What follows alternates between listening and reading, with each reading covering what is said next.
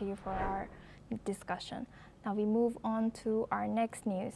Donald Trump is now pushing for urgent action in Gaza after talks with UK Prime Minister Keir Starmer in Scotland. He also warned of a growing humanitarian crisis and said the US plans to set up walk-in food centers in Gaza. Trump is also in contact with Israel's leadership and working with Prime Minister Keir Starmer on a ceasefire plan and long-term strategy for the region. Let's listen in to what the US President Donald Trump has said. You know, you've seen the areas where they actually have food, and the people are screaming for the food, and they're 35, 40 yards away, and they won't let them because they have lines that are set up. And whether they're set up by Hamas or whoever, but they're very strict lines, so we have to get rid of those lines. But we're going to be getting some good, strong food. We can save a lot of people. I mean, some of those kids that's real starvation stuff. I see it.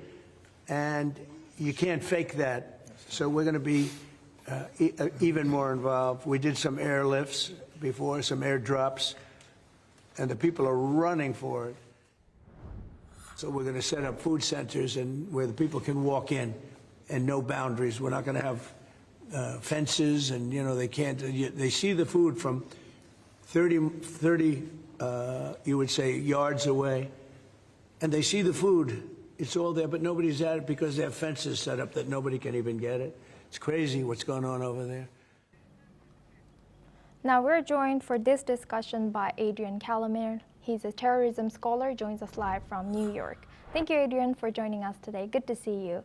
Now, good to see you. Good to see you. Now, how is your reaction? What's your reaction, I would like to know, about the ceasefire? Are you optimistic? Are you pessimistic? Is this happening finally?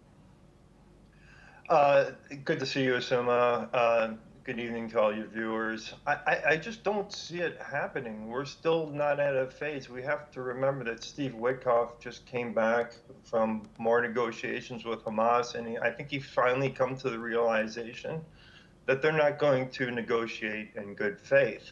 Really what we're seeing right now is a tactic, and this has been the tactic since Hamas has started to go on the losing side of this, is to weaponize aid, to weaponize this, to use the propaganda game against Israel, and so Israel can't reach its strategic objectives, which is getting the hostages back, and number two, making sure that Hamas cannot reconstitute and commit this kind of atrocity again from the Gaza Strip.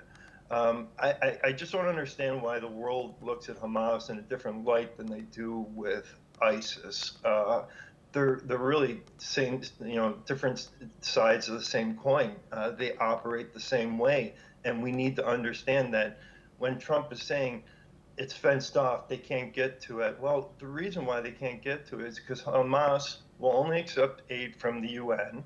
Okay, because they're in bed with them and with their agencies, and the agencies that have been set up, such as the Gaza Humanitarian Fund, that's available, but Hamas will not take the aid from them. So now Israel, the combatant nation, is dropping. I mean, Trump's taking credit for this, but it's Israel that's making these drops into Gaza of humanitarian aid.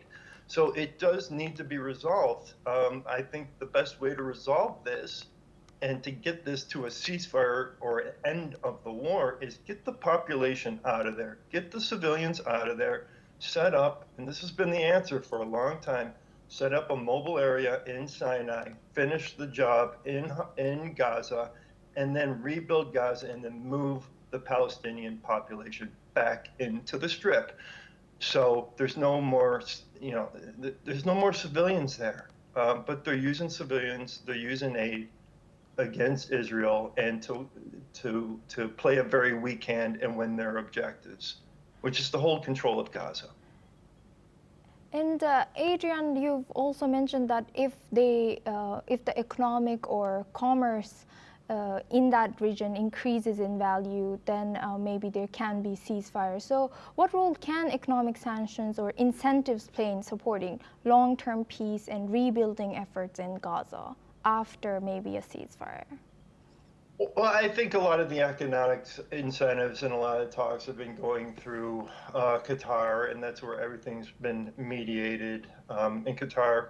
And we have to remember that they are the patron of Hamas. So when you look at financial incentives, I think people need to understand the Hamas ideology, and money cannot override ideology in many cases, and especially this case. So I don't see financial incentives playing a part unless you can prove to the people, the Palestinian people, that there is a better alternative than Hamas, one that keeps you in starvation, the one that brutalizes you, the one that brings you into a war that you didn't want any part of. There is an alternative, and that is one that has a proper economy, a proper government that isn't overseen by a bunch of kleptocrats who are stealing everything from the people, which has been the history of Hamas.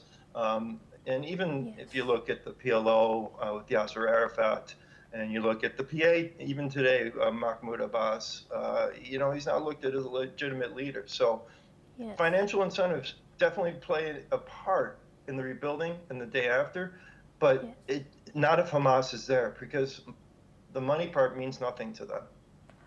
Yes. Thank you very much, Adrian Calamari, for joining us and sharing your insight as a terrorism scholar. Please stay with us as we'll come back to you for our next discussion as well. Now we stay in the region.